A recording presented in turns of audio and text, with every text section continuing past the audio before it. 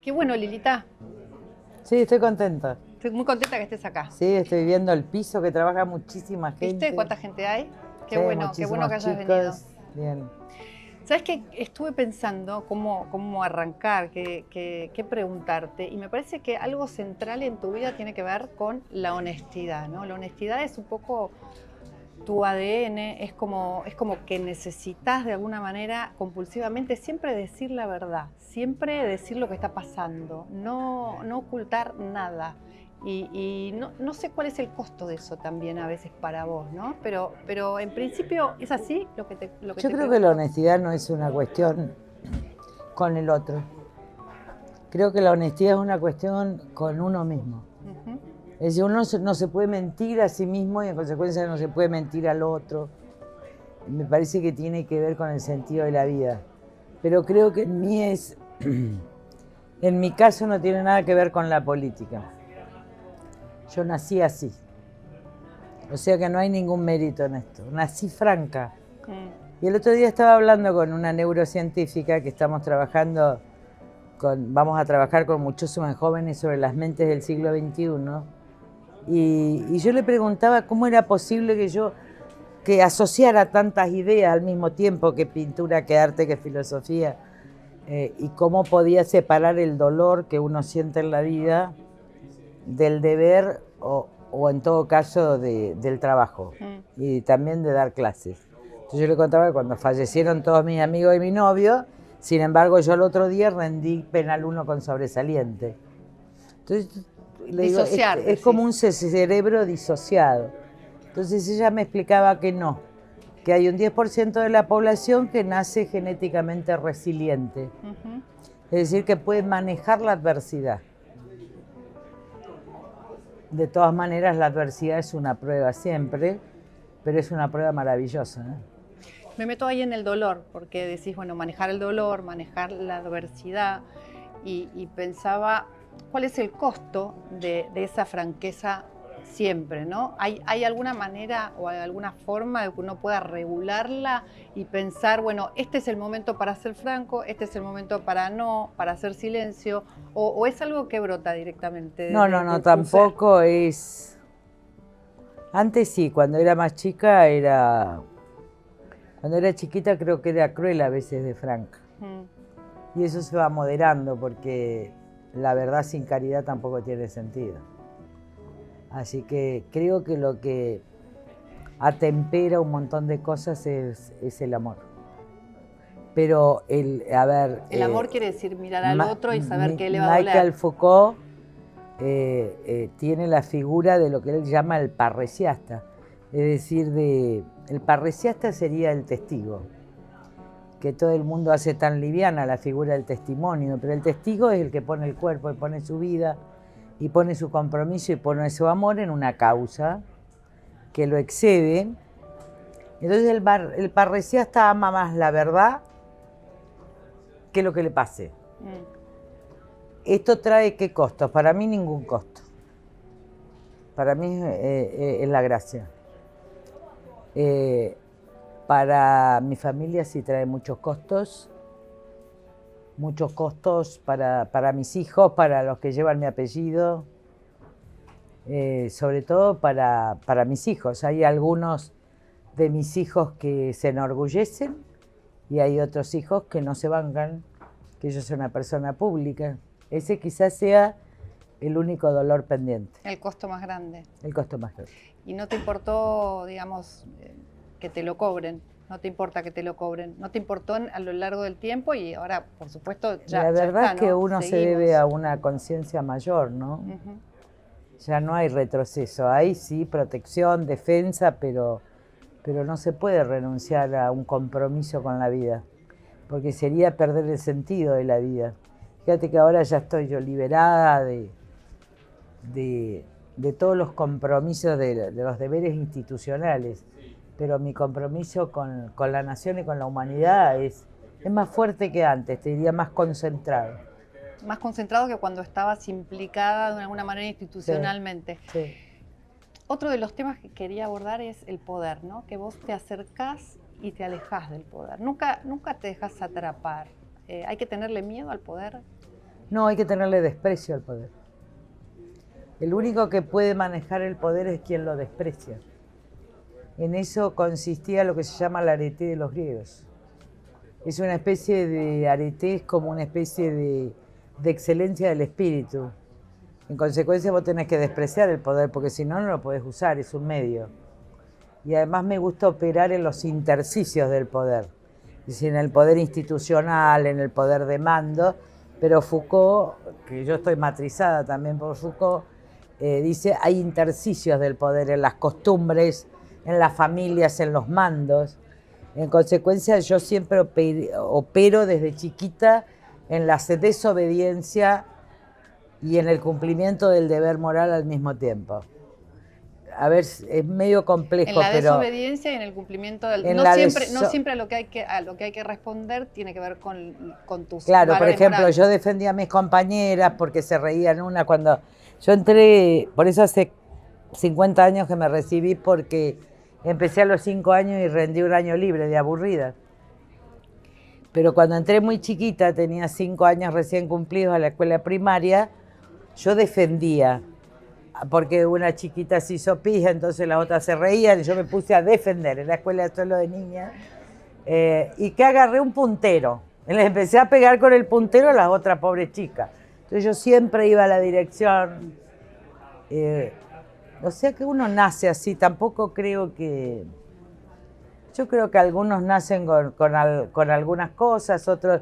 Yo soy una inútil de nacimiento para determinadas cosas, y soy útil de nacimiento para algunas cosas, muy pocas.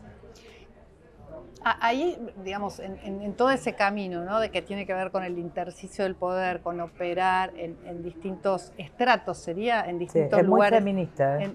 Nosotras jugamos a la rayuela y los hombres juegan al boxeo. ¿Cómo es eso? Claro, viste que en nuestro juego uno va a la rayuela, va saltando. Las primeras feministas en serio, no la pacotilla que hay ahora. Nosotros jugamos distinto. Jugamos a la maestra, jugamos a saltar en la... ¿Cómo se llama? ¿Qué te dije recién? La rayuela. En la rayuela. En cambio los chicos andan jugando a la bolita, había que golpear la bolita. Y yo me acuerdo que a mí cuando era chica me hacían ser rehén. Yo era una rehén indígena y ellos eran los que peleaban, ¿no? Entonces yo tenía que hacer la cocina hasta que yo me harté y me autodesigné referee del boxeo.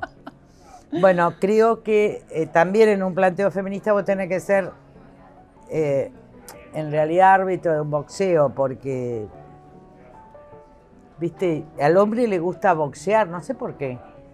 Nosotros jugamos a la rayuela. ¿A vos no te gusta boxear? Sí, tengo que subir al ring, subo.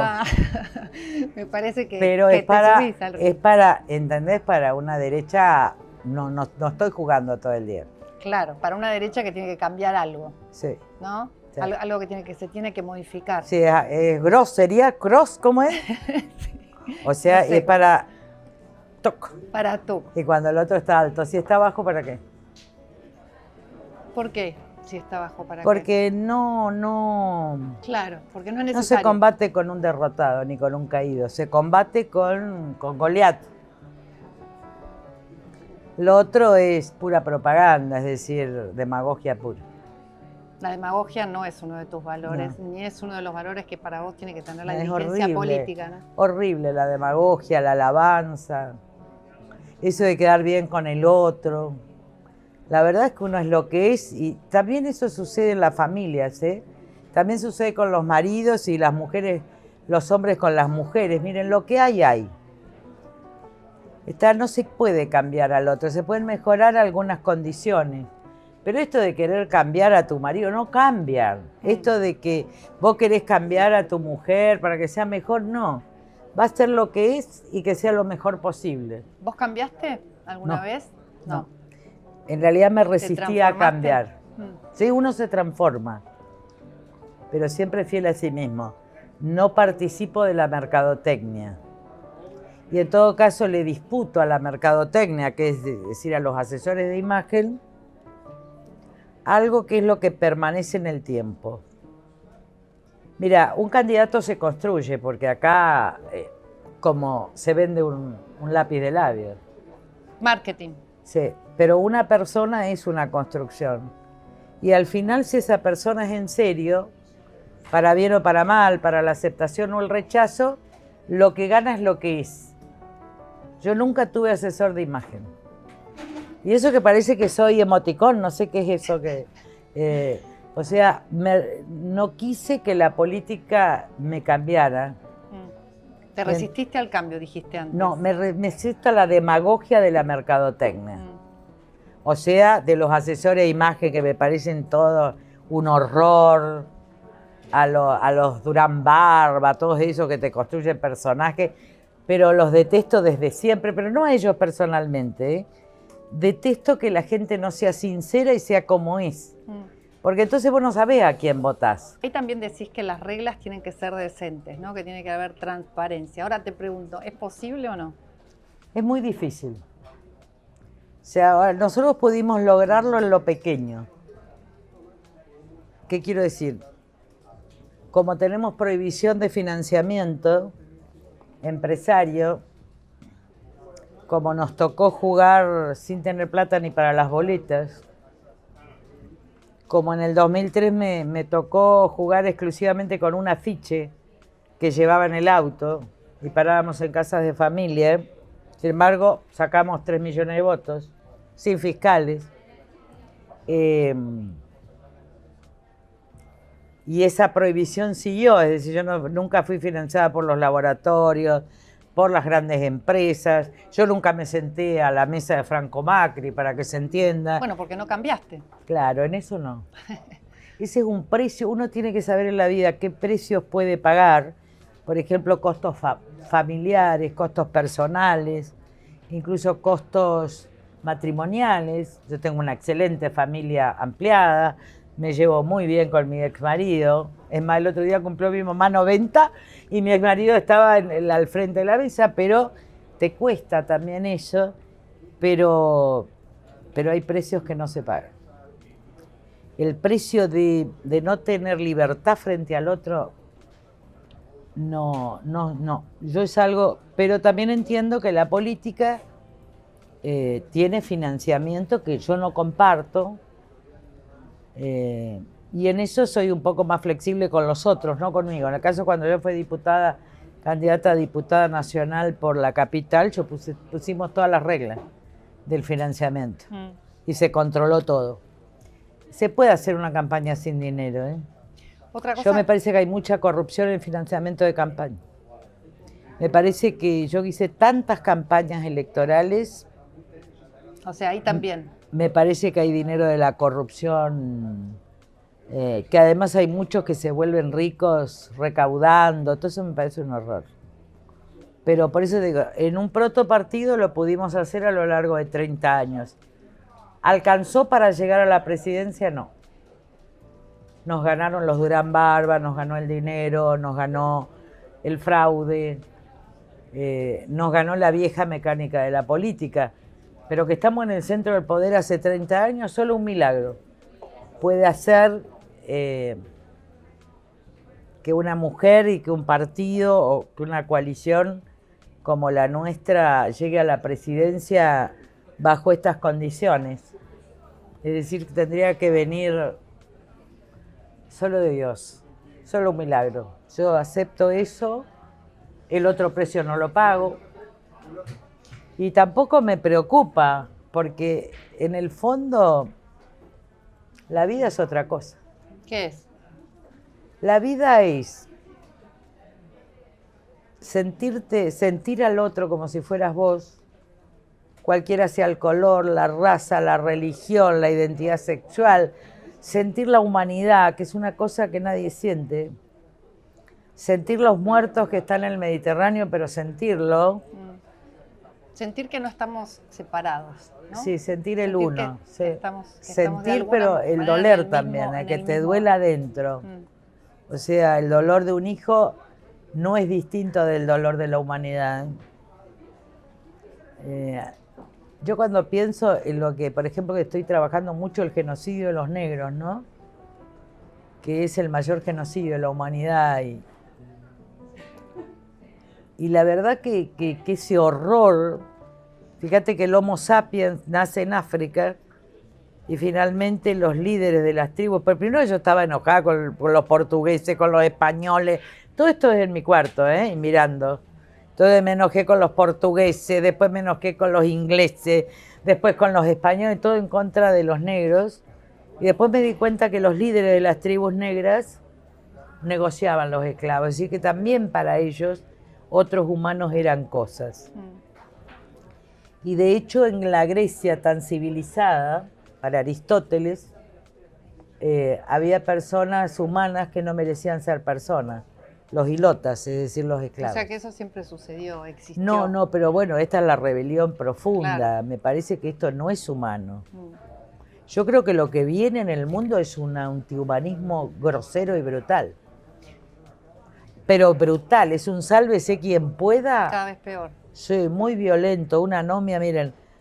Y Yo escuchaba a la premier...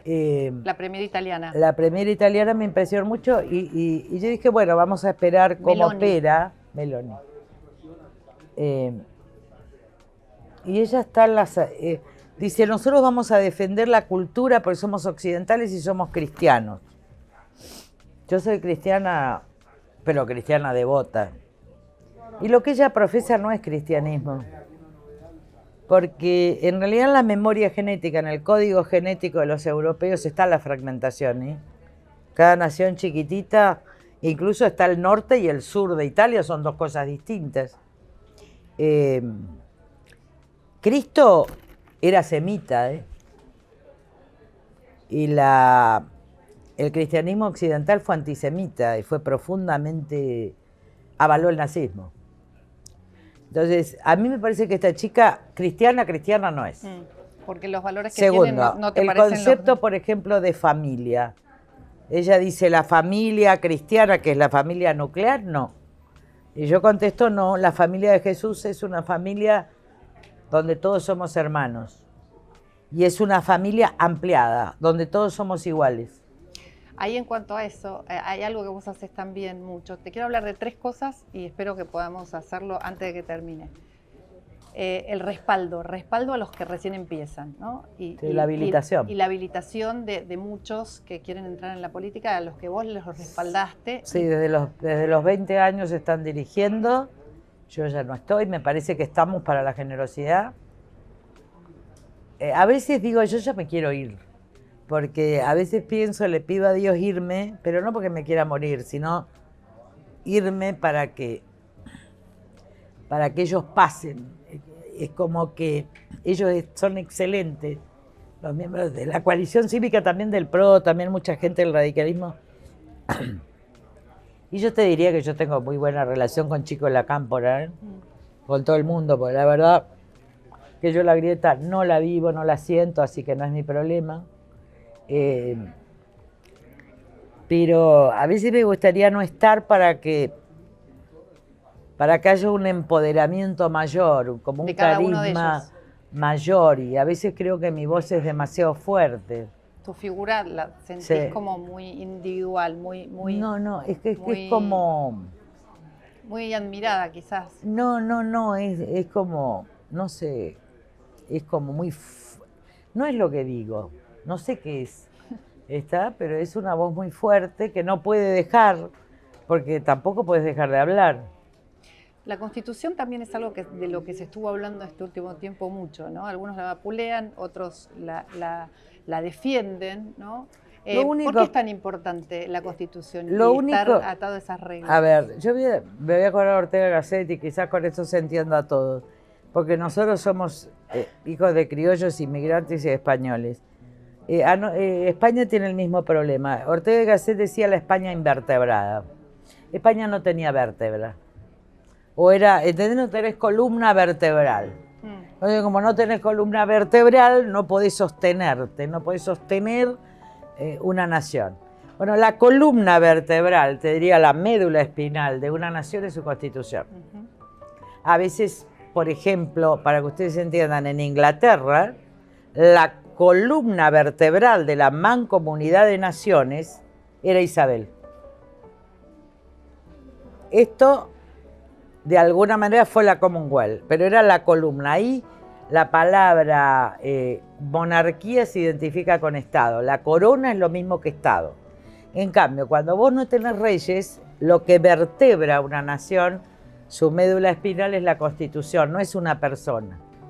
Es su Constitución, sus derechos y Por eso sobre es tan importante. sí, sí, y es lo único que evita la violencia. Por eso en los estados de anomia que empiezan ahora en la Argentina muy fuertes, y yo tengo el deber de decírselos, en Agamben, que es un famoso filósofo italiano, remitiéndose a Licurgo, que es un teólogo que en realidad el que se basó San Agustín, dijo que es el mal absoluto. Tenés que leer ese libro porque le dijo, el mal es la anomia, viene del griego anomia, falta de ley. Lo que vamos a vivir en la Argentina es la principal característica de nuestra memoria genética, que es la violencia, vapuleada la columna vertebral, que hay que sostenerla todos en cada lugar, pero que el poder la manipula, la quiere destrozar, y nosotros tenemos que sostener esa columna. Va a haber anomia, va a haber violencia. ¿Y cuál es la estrategia? ¿La fuga? No. La estrategia es una estrategia dinámica, es contrato moral. La única salida es una estrategia de no violencia. ¿Qué significa? Autoridad moral, contrato moral. Autoridades morales, ejemplos, orden y sobre todo dos cosas, templanza y perseverancia. Yo les diría a los argentinos y argentinas lo siguiente. Viene la prueba más difícil como individuos y como nación. Los que se sostengan en la columna vertebral y en la fe humanista pasarán. Los que se quiebren no pasarán. ¿Qué quiero decir? Los violentos no pasarán. Por eso es también llamarlos a la no violencia, a la perseverancia, a la templanza. ¿Hubo una resignificación de la vida después de la pandemia? ¿Pudimos tomar conciencia de El principal problema de la humanidad hoy, y en especial de la Argentina, pero es de la humanidad, es que la salud mental post-pandemia. La salud mental quedó totalmente afectada, la falta de sentido de la vida es el problema adolescente más grande, la incerteza, el problema de los padres de 30 y 40 años que tampoco tienen certezas y que tienen una gran confusión de valores, el materialismo democrático de alguna manera sería, como dice Diamond. Entonces cuando vos, hoy cuando no hay reglas, cuando no hay sentido de la vida, lo único que querés es satisfacer el deseo. Pero el problema del deseo es que vos lo satisfacés y quedás vacío. Es como quien cifra todo en el sexo. Voy a hablar en el sexo en la adolescencia. Vos cifrás todo en el deseo del sexo. Y el problema del sexo sin amor es que el sexo se agota y queda un gran vacío. Entonces vos es como nosotras, queremos ir a comprarnos algo porque tenemos angustia, compramos esto y viene el vacío. Entonces la vida es sentido. Sentido. No es solo deseo, es deseo del sentido de la vida. Entonces ahí vamos a poder pasar, pero es muy difícil la ira cuando se produce. En sociedades profundamente insatisfechas. Fíjate cómo está jugando Europa. Putin está perdiendo la guerra, pero está ganando la cultura europea. Está ganando el fascismo, el nazismo, el estalinismo. Es terrible. Ojalá no suceda acá. Ojalá encontremos una salida. Gracias, Lilita. Que Dios nos alumbre. Gracias. Un beso.